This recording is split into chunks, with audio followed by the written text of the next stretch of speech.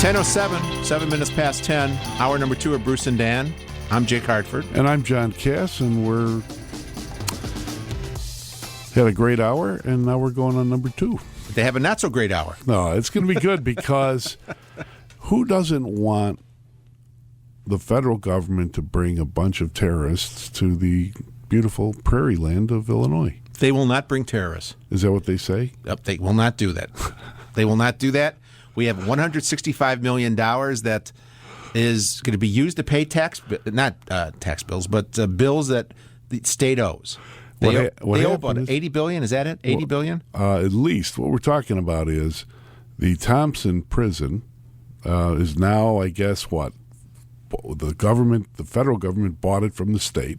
It was closed. Mm-hmm. It wasn't even used. And now we get the state gets $165 million, and unfunded pension liabilities is at least $85 billion. So it's like, here's a couple bucks. Here's like 20 The governor cents. is in his office as we speak. He has the big pile of bills on his desk. You can't even see his desk. There's so many bills there. They're all in 20s. And he's, no. The bills that are owed. Oh, I see. Those bills. Those bills. And he is deciding who's getting their money today. Pay this one. Don't pay that one. Out of that 165. Out of the $165 million. Why not just give it to the cut? Somebody said divide it by the number of people in the state. Give us each. It turns out to what, $16.32. Give us the money. Who knows better what to do with the money than the governor? And that's to pay the bills. I want that $16. What can you do with $16? I could get a burger. Depending where you eat. Maybe buy a ShamWow. But anyway, yesterday they had the big announcement, and there was some controversy because they didn't want the Gitmo prisoners showing up in Illinois, right, and everything that comes with it, which includes, when they have visitors, they have to be careful, checking them out and all that stuff. So yesterday at the announcement, Pat Quinn, the governor, was there, and also our senior senator of Illinois, Dick Durbin, and here's what he had to say. I didn't have to explain to President Obama where the Thompson prison was. He knew all about it. He campaigned around here, and he knew how important jobs are to our state and this region. So it was an easy sell in that regard. But he also guaranteed that they would never put Gitmo prisoners there because it was the law. Really? Yeah, I think he said that it's the law. If you were law? listening to Rowan Roper yesterday, you would have heard right. that. And laws are always followed, and no one bends them. And government, what are they going to do? The new prisoners, not the Gitmo terrorists, but any new terrorists we get, they're going to be sent to Thompson. If they're just going to put regular federal prisoners there, I don't care. It's good. Then you've got 1,100 jobs. Right. But if they sneak the Gitmo guys in there, and they can because that's up to the Attorney General. And even though there is a law that says you can't, we know how things are done with the law. It's funny when your guy is the president, you say one thing. When when the president is not of your party, you say another. Senator Durbin sounded very realistic and normal and possessed, but I wonder what he sounded like a few years ago when he was screaming about Gitmo. Do you remember that? Yeah. So I guess we'll find it soon. We'll find that soon at some point. In speaking about breaking the law, you guys know what the WARN Act is? The WARN Act? You cannot bring young ladies across state lines. No, that's a whole different one. The WARN Act is, and it's in the news, and it's being way in the background because of everything else that's going on. It's a federal law that was put in effect on behalf of the unions that says if there's a contractor is going to be laying off workers, they need 90-day notice. Correct. So that they can plan their life. And this was put in again by law for the unions. The Democrats put it through. Correct. Well, there's going to be some layoffs coming. And in the military procurement and contractors. So basically, these warnings should be going out within the next couple of weeks, which unfortunately is right before the election, which is not good if you're the incumbent. So the way the news reports report it, the companies are being asked not to send the notices out, in effect violate the WARN Act, and if any of these union people are upset and they get laid off with less than 90 days notice and they sue, the government will pay for the attorneys of the companies. You know who should pay? The Obama campaign committee should pay, because this is about hushing things up till after the election. They don't want workers in contested states to get their layoff notices before the election. So they're basically violating the law in order to protect the politics, and guess who pays for it? Jake and John and all you guys. And here's the question: will an individual union member have money to sue these companies?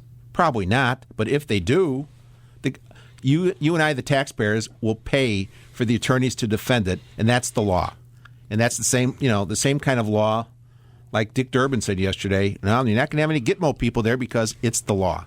Bill in Chicago. Hey, Bill, you're on 89 WLS. Hey, how you doing this morning? And I think John just reiterated what I was about to say was even though they're not going to bring any new prisoners from Gitmo here, it doesn't mean they're not going to bring new terrorists they pick up to the location from other parts of the world. Well, Bill, we're letting some go. I think we let one go out of Gitmo, and he killed.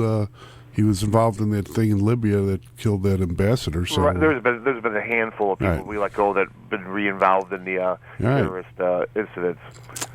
So I don't know. It always cracks me up that they're allowed to say whatever they want. There's never any recourse, because even if they bring Gitmo prisoners here, we're beyond the point that any reporter will go back to Durbin and ask them, you lied. I mean, no one will go up to these politicians. Excuse me? Anything. Who are you talking to? What are you talking about? John, your column tells the truth, but you got to admit. I think that there are many reporters, radio reporters, and I can guarantee you that radio broadcast reporters, TV reporters, they will all be on that case. And if they do bring terrorists here, they will be on Durbin and running that tape once again. I sure hope so. Because there's nothing like hearing Durbin on tape. Thank you, Bill. Thank you. And Congress was stopping the purchase of the prison by the federal government, but they did a workaround, just like they have the workaround with all the czars. They worked around that. You can have your laws, czars, and then you have your workarounds. This was a workaround. It's like a relaxing work rule. Yes. Right? Yeah, we'll work around this. Just move that scaffolding over here. It's 10:15. John Kass, Jake Hartford in for Bruce and Dan, who are in for Don and Roma right here in 89 WLS. Now time for WLS traffic. One chairman said no. We asked him why. He told us. He said they're going to put Guantanamo detainees there. We showed him where the law specifically prohibits putting Guantanamo detainees in this prison. The law specifically prohibits. The law is the law is the law. Until this is Illinois. Until they put one in and they say, okay, sue me. No, what they'll say is unavoidable circumstances, and the executive order allowed us to. We were taking for the good of the country. Yeah, we were taking him to Idaho, and then the bus broke down, this was the nearest prison we can put him in, and we're going to just put him here temporarily for 20 years. I've been against it. I've written about it critically, but really now let's think about it. What's so bad about having a bunch of terrorists and their families coming out to Western Illinois? Is there anything good about it? I'm just thinking. They'll spend some money. You can have various restaurants catering to them. I don't know. Oh, by the way, another law is having... Maybe carpets. There'll be a lot of Illinois carpet merchants, because one thing that's interesting about the terrorists in Guantanamo, they were given all, carpets that they wanted for prayer, which is important, but also nice vegetables, chicken breast sandwiches, and Fruit Loops. Did you know this? They had their choice between Fruit Loops and Cocoa Krispies every morning. And I think if I was a terrorist, that's what I would. Today's a Fruit Loop day, or, Cocoa Krispie. Vic in Genoa. Good morning, Vic. Good morning. Listen, I'd like to add a little commentary about this prison in Towson, Illinois. Mm-hmm. I remember when they were first going to. Federal government was first going to buy this thing, and they were going to put the Gitmo detainees in there. It just struck me odd, first of all, that we just seem to have a brand new prison sitting around in a town here in Illinois. I mean, unused. We got crowded conditions all over the country, but we've got a brand new state-of-the-art prison sitting out there, which, by the way, at the time they said cost us, Illinois taxpayers, $350 million to build. I'm not sure of that. I've heard a lower number Well, that was in the paper. That's what I read in the paper. You can check on it, but I'll tell you what. I'm sure that the government still wound up getting a bargain basement deal on this thing, and we took it in the shorts again. See, because I remember Gitmo costing $350 million. Because at the time they were going to close Gitmo, it was like, gee, we just spent all this money on Gitmo, modern facility, and now we're just going to dump it. Well, that may be, but I distinctly remember them saying it cost us $350 million to build that prison out there. And by the way, why is it that we had some brand new prison just happened to have it stashed in some little town ready to go? Yeah, it had to be somewhere. Using that money to pay down other, bills in the state. Was that when George Ryan was thinking he was going to run for re-election instead of sitting in prison himself? Yeah, that beats me. I don't know. All I know is this is typical Illinois corruption. All of a sudden, bingo, we got a brand new prison. Hey, how about that? Well, who built that? Well, we did. Well, who knew we'd run out of prisoners? Plus, what about the terrorists? Who knew crime would go down? Who knew that? You want them to be in Cuba, where it's humid, or do you want Illinois, where you get this change of seasons? You look out. Jim on the north side. Good morning, Jim. Hey, guys. I want to remind you of something. We were told once, too, that they would never pull us over for not wearing a seatbelt. Yeah. No, this just for health. It's for safety. We'll never pull you over. Well, now they do pull you over. Yeah, I mean, they guaranteed us when we complained about it. No, Right. we'll never do it. Now look. Thanks, Jim. Hey, speaking of safety, put your seatbelt on, Jim. You know they have those overhead signs on the expressways and the major roads with the cameras that tell you. No, the big ones that the message boards that tell you how many people have died because they update it every day. Mm-hmm. It's been at 728 since Friday. Nobody has died? Nope, since Friday in traffic accidents. Get the sign guy. No. Get the sign guy. Isn't that good? That shows we're improvement. 728 since Friday. It sounds to me like we've had fatalities. I don't know if Christina Filiaggi could fill us in. Well, if we had Christina Filiaggi. That's 10:20. Back after this on 89 WLS. That's a sack of Durban. 89 WLS. 89 WLS is everywhere you are. Connect with the WLS AM app on your smartphone. Listen live online and catch up on Newsmaker podcasts at WLSAM.com. Coming up to 10:29. Bruce and Dan show. Jake and John in for them. Two things. Number one of the callers said that the signs now are reflecting 735 people dead. The death signs. Which means we went Friday, Saturday, Sunday, Monday, Tuesday, 5 days without anybody dying in traffic accidents in Illinois. And since you and I have been on the show this morning on the radio, 7 people have died. That's not good. That's not good for our image. Is it possible that state employees don't work hard over the weekend? No, that's impossible. Or on Friday? No. Right. The other thing is the Thompson Correctional Center was originally $140 million when it was built. It sat empty basically for 6 years. They used a portion of the minimum part with 200 beds for 3 years, and then they closed it in 2010. So it's a lightly used building. And the total cost of the state in this was, it ended up with being about $170 million. So we either kind of broke even or lost a few million on the deal. But here's the interesting part. The controversy when they were going to build this, they didn't want to build it because there were environmental concerns. And they went ahead and built it anyway. The little swallows? Or what were they? The Mississippi River is close by. Ah, so you didn't want prisoners near the Mississippi because it's so clean. I have no idea, but they said environmental concerns. Cindy Sheehan coming up in a few minutes at 10:36 as we continue the Bruce and Dan show right here in 89 WLS. The Candidates Debate, tonight at 8 on your Common Sense Election Headquarters, 89 WLS. 10:37, John Kass of the Tribune and me, Jake Hartford of here. We're in for Bruce and Dan on WLS 890, and we were talking yesterday about the way things are going on in Libya, what's going on with the Veterans Department, how the media's not covering it, and then you've got the drones that are just killing people like crazy. And not only killing, the president is killing American citizens without trial by drones. Okay, and nobody seems to care anymore. It's almost like when Bush was in. NBC News and everyone were right there outside his door covering the protesters. And we have one with us today, a famed protester and now activist, Cindy Sheehan. Good morning, Cindy. Good morning. What do you make of the fact that there doesn't seem to be a lot of protests anymore about what's going on in the war, the Veterans Department, or any stuff like that? That has actually been something that has distressed me since Obama. Well, actually, it started distressing me in 2007 when the Democrats took control of Congress. And, you're very correct. There is no large protests like there were during the Bush administration. And I believe that Obama has carried on and furthered Bush's policies with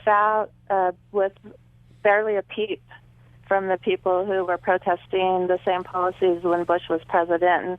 And I haven't quit, and I've lost a lot of support because I'm a huge Obama critic. As a matter of fact, I'm running against him for vice. I'm running for vice president of the United States with the Peace and Freedom Party.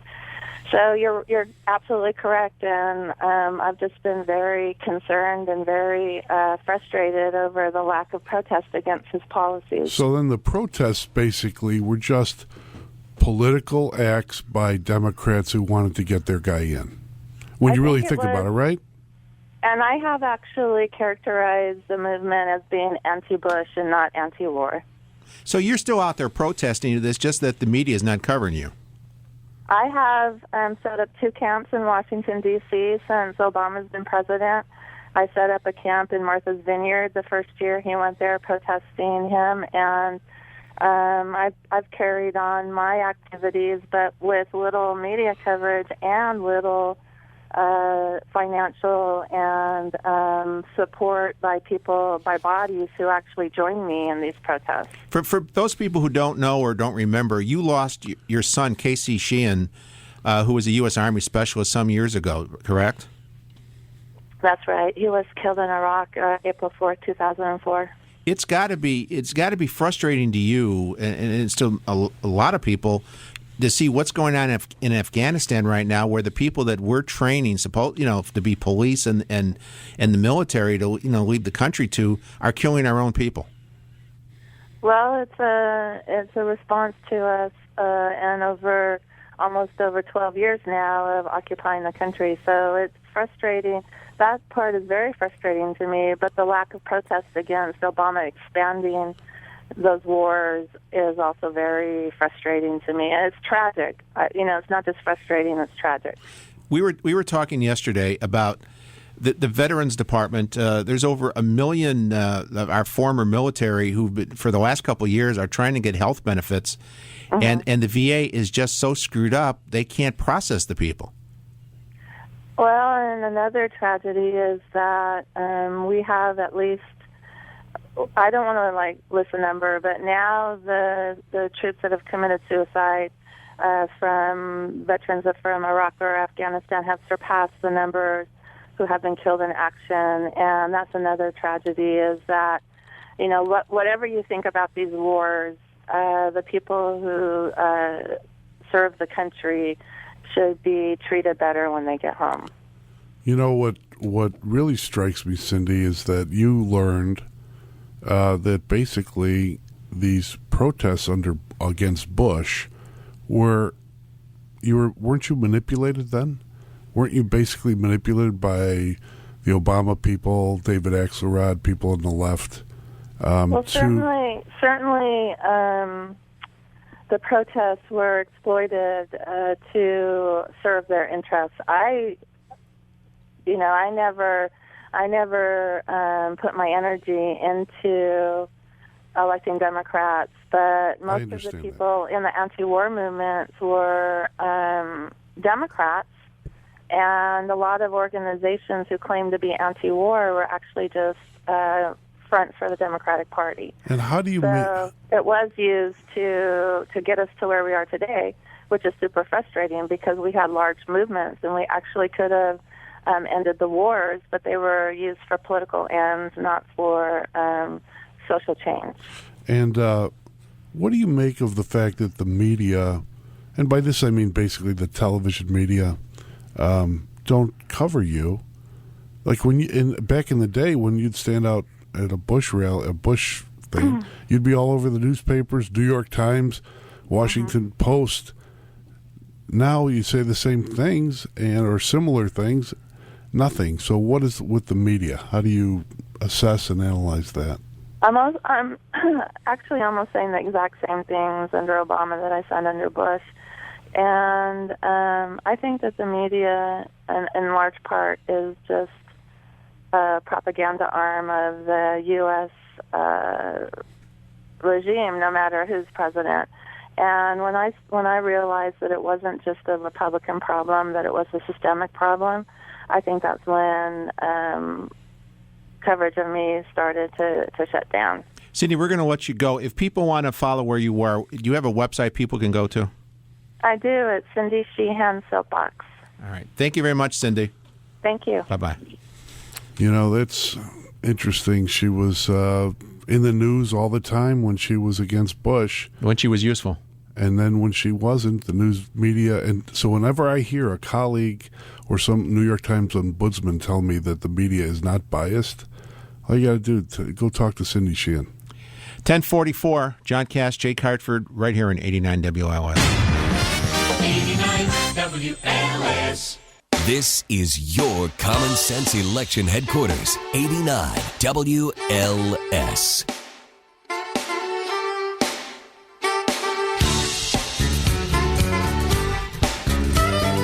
$10:52, Jake Hartford with John Kass. Yeah, in for Bruce and Dan, who were in for Don and Roma. Tomorrow's show, we're going to have Doug Schoen on. To find out... Pollster, yeah. To find out, he's a pollster extraordinaire, to find out about the debates and whether ShamWow guy won or any other pitch man. Yeah, he'll tell us what you saw. No, but I really want to hear what people have to say about it, because they're going to watch the debates or listen to them on WLS 89, and then they will obviously get angered. I almost said something else. Angered when they see the spin about how great Obama is, and I guarantee you, or the other side will get the same way when they hear it about Romney. Exactly. If you like Romney, you'll like him after coming out of the debate. And if you like Obama, you'll like him coming out of the debate. And too. You know what's amazing? Those spinners tell you, like, didn't I just see the debate? Wasn't I just watching it? And they're telling you a completely opposite thing of what you saw. The interesting thing I heard, they're going to have some people that were affected by Bain Capital there to talk about their plight and how they lost their jobs eventually. Can they have any Ohio steelworkers' wives who've been given cancer by evil Republicans? I'm sure they'll have some of that too. Sure, they'll have a mixture of everybody. And then the dog that was on the roof of the car, and keep going. And the chicken. You never heard the chicken story yet. Beer can chicken? That's going to be the October surprise, the big chicken. 10:54, back after this. 89 WLS. The latest news from the nation and across the globe is just minutes away with ABC News, 89 WLS and WLSAM.com. 10:58, John Kass, Jake Hartford, in for Bruce and Dan, who are in for Don and Roma. You know, the feel-good story, I don't even know if this is the feel-good story. Back in 2006, I believe it was, Adam Greenberg, playing for the Cubs, first time up in the major leagues, first pitch, gets beamed in the head, out, has concussion, and he's dizzy, and for a number of years. He fights his way back to the major leagues, wants to get at least one bat. Right. So, and this was against the Marlins he got beamed by in 2006. So the Marlins this year, with Ozzie Guillen, gave him a one-day contract yesterday to get in his at-bat, just to say he actually had an at-bat. And he struck out on 3 pitches yesterday. The dream is over. That's sad. The feel-good story is the Chicago Fire playing Philadelphia at Toyota Park. The feel-good story is that the Cubs are playing this afternoon. They're resting all their regulars, and that season's over. Because that's the they feel-good work so story. hard. Anyway, speaking of working hard, Rush coming up in a couple minutes. It's going to be Rowan Roper at 2 o'clock to take you through your afternoon rush from 2 until 6. We'll be back tomorrow morning at 9 o'clock. We're going to have Doug Schoen, the pollster, and a whole bunch more right here on 89 WLS.